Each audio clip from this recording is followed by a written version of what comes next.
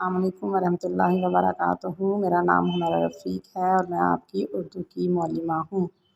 آج میں آپ کو جمع ششم کی اردو کی کتاب کے سبق نمبر 10 شیخ سعدی کے اقوال کا سبق پڑھاؤں گی۔ سب سے پہلے فہرست میں دیکھیں شیخ سعدی کے اقوال، سبق نمبر 10 صفحہ نمبر 50 پہ ہے۔ سب بچے صفحہ نمبر 50 کھولیں گے۔ شیخ سعدی کے اقوال، اقوال قول کی جمع ہیں۔ کسی اہم اور مشہور شخصیات کے تجربات کی روشنی میں ان کی کہی ہوئی خاص بات کو اقوال، کہاوت یا ضرب الامثال کہا جاتا ہے۔ انہی اقوال یا حکایات سے لوگ ہر زمانے میں سبق حاصل کرتے رہے ہیں اور آج بھی ان سے استفادہ حاصل کیا جا رہا ہے۔ میں آپ کو پہلے شیخ سعدی کے بارے میں تھوڑا بہت بتاتی چلوں کہ شیخ سعدی کو علم حاصل کرنے کا بے حد شوق تھا۔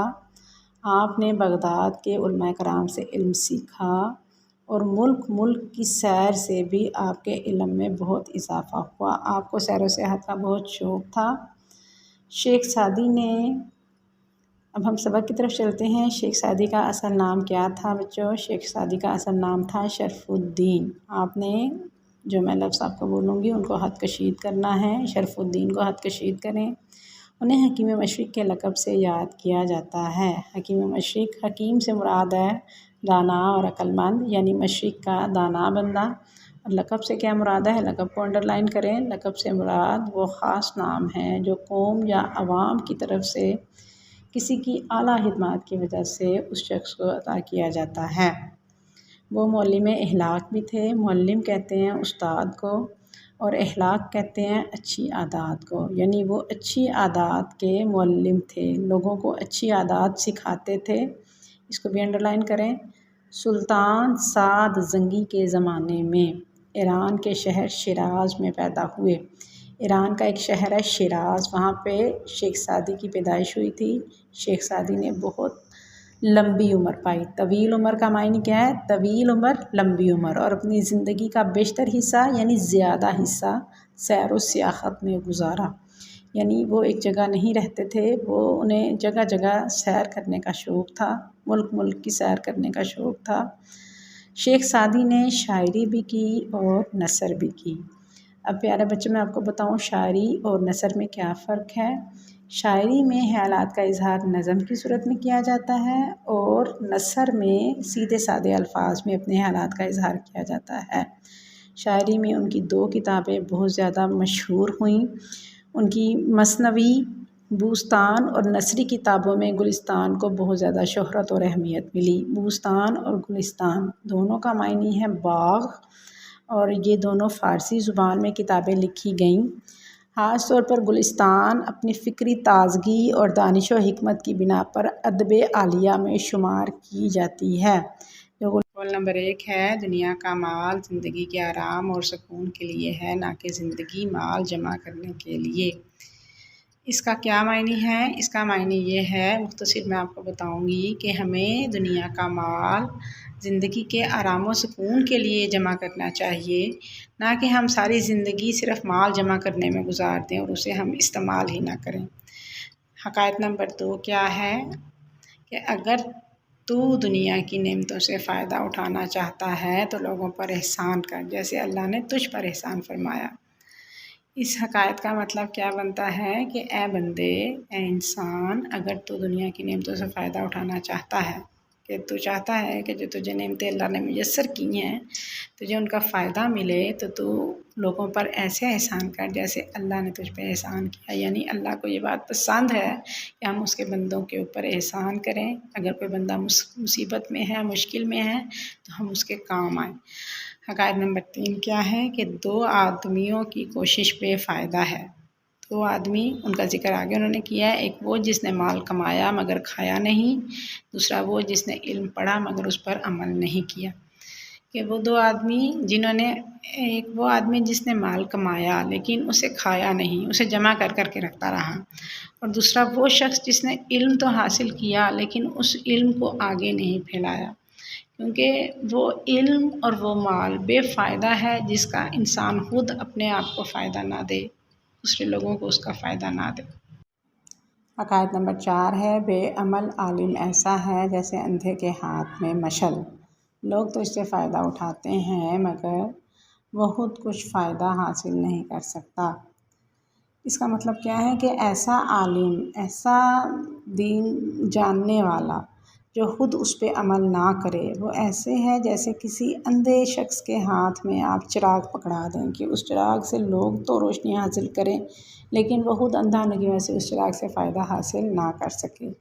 حکایت نمبر 5 ہے دشمن کے ساتھ بے موقع نرمی کرنا اسے شیر بنانا ہے۔ یعنی انسان کو دشمن کے ساتھ بے موقع نرمی نہیں کرنی چاہیے، جہاں پہ فائدہ نہ ہو نرمی کا وہاں پہ اسے نرمی نہیں کرنی چاہیے۔ حکایت نمبر 6 ہے وہ دشمن جو بظاہر دوست ہو اس کے دانتوں کا زخم زیادہ گہرا ہوتا ہے۔ یعنی اس حکایت میں منافق بندے کی طرف اشارہ کیا گیا ہے کہ جو بظاہر تو آپ کا دوست ہو لیکن اس کے دل میں آپ کے لیے نفرت ہو یا کینہ ہو یا حسد ہو تو وہ شخص زیادہ نقصان دہ ہوتا ہے۔ حکایت نمبر 7 ہے دیوار کے پیچھے بھی بات کرتے وقت ہوشیار رہ، ہو سکتا ہے کہ دوسری جانب دشمن کان لگا کر سن رہا ہو۔ یعنی اگر آپ نے کوئی بات کسی سے راز میں رکھنی ہے تو وہ بات آپ اکیلے کمرے میں بھی نہ کریں، کیونکہ کسی بھی طرح جو بات آپ کے منہ سے نکل جائے وہ دوسرے بندے تک پہنچ جاتی ہے۔ حکایت نمبر 8 ہے اگرچہ معاف کرنا اچھا ہے لیکن لوگوں کو ستانے والے کے زخم پر مرہم نہ رکھ، کیونکہ معاف کرنا بہت اچھی عادت ہے، اللہ کو بہت پسند ہے، لیکن جو لوگوں کو ستاتا ہے جو شخص اس کے زخم پر مرہم نہ رکھ، یعنی اسے جو ہے نا اس کے ساتھ اس کو معاف کرنے کا کوئی فائدہ نہیں۔ حکایت نمبر 9 ہے بری عادت والا وہ انسان اپنی عادت کی وجہ سے ہمیشہ مصیبت میں پھنسا رہتا ہے۔ یعنی جس شخص کو بری عادت ہو وہ اپنی بری عادت کی وجہ سے ہمیشہ مصیبت میں پھنسا رہتا ہے، کیونکہ جس بھی شخص کو جو بھی عادت پڑی ہو وہ اپنی عادت سے کسی بھی طرح باز نہیں آتا۔ حکایت نمبر 10 ہے بات اس وقت کر جب تجھے یقین ہو کہ اثر ہوگا، بے فائدہ بات کر کے اپنی قدر نہ گھٹا۔ کہ بندے کو اس شخص کے سامنے بات کرنی چاہیے کہ اگر آپ کو پتہ ہو کہ اگلا بات سننے والا آپ کی بات کا اثر بھی کرے گا، اگر اگلے نے آپ کی بات کا اثر نہیں کرنا تو اس سے آپ کی بات کی ویلیو گھٹے گی، فائدہ نہیں ہوگا۔ حکایت نمبر 11 ہے 10 آدمی ایک دسترخوان پر اکٹھے بیٹھ کر کھا سکتے ہیں مگر 2 کتے ایک مردار کو مل کر نہیں کھا سکتے۔ کہ انسان اور کتے میں فرق ہے کہ جو انسان ہے حقیقی معنوں میں جو انسان ہے وہ ایک دسترخوان پہ 10 آدمی اکٹھے بیٹھ کے کھا سکتے ہیں، لیکن اگر انسان جو ہے وہ انسان والا اس کے اندر انسانیت نہ ہو تو جو 2 کتے ہیں، یعنی ایسا شخص جس کو ایک دوسرے کا احساس نہ ہو، خیال نہ ہو، وہ ایک مردار کو مل کر نہیں کھا سکتے، یعنی ایک مرے ہوئے کو مل کر نہیں کھا سکتے، اکٹھے نہیں رہ سکتے وہ۔ حکایت نمبر 12 ہے سب سے بڑا بد نصیب وہ ہے جو لوگوں کو ستاتا ہے، کیونکہ جب اس پر مصیبت پڑے گی تو کوئی اس کا دوست نہ ہوگا۔ یعنی اس حکایت سے ہمیں کیا پتہ چلتا ہے کہ سب سے بڑا بد نصیب وہ شخص ہے جو لوگوں کو تنگ کرتا ہے، کیونکہ جب وہ لوگوں کو تنگ کرتا ہے تو لوگ اسے اتنے تنگ ہوتے ہیں کہ جب اس شخص پہ خود کوئی مصیبت پڑتی ہے تو کوئی بھی اس کے قریب نہیں جاتا۔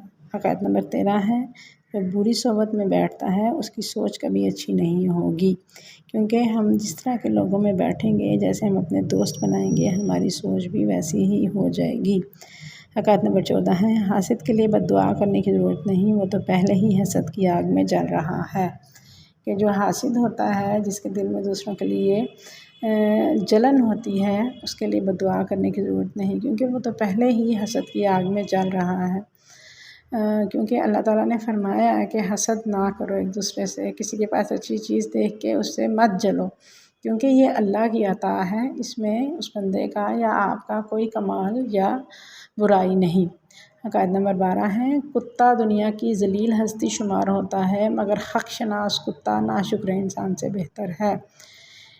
اس حکایت میں یہ بتانے کی کوشش کی گئی ہے کہ کتا جو ہے وہ ہمیں سب کو پتہ ہے کہ دنیا کی ذلیل ترین ہستی ہے، لیکن اس کے ساتھ ساتھ آپ کو یہ بھی پتہ ہے، آپ نے سنا ہے کہ کتا وفادار جانور ہے، کہ جو کتا حق شناس ہو یعنی اپنے حق کو پہچانتا ہو کہ میں نے اپنے مالک کو کیسے بچانا ہے تو وہ ایک ناشکر انسان سے بہتر ہے۔ ہم اپنے سبق کا یہیں پہ اختتام کرتے ہیں، نیکسٹ ویڈیو میں انشاءاللہ ہم اس کی مشق کے ساتھ ملیں گے۔ اللہ حافظ۔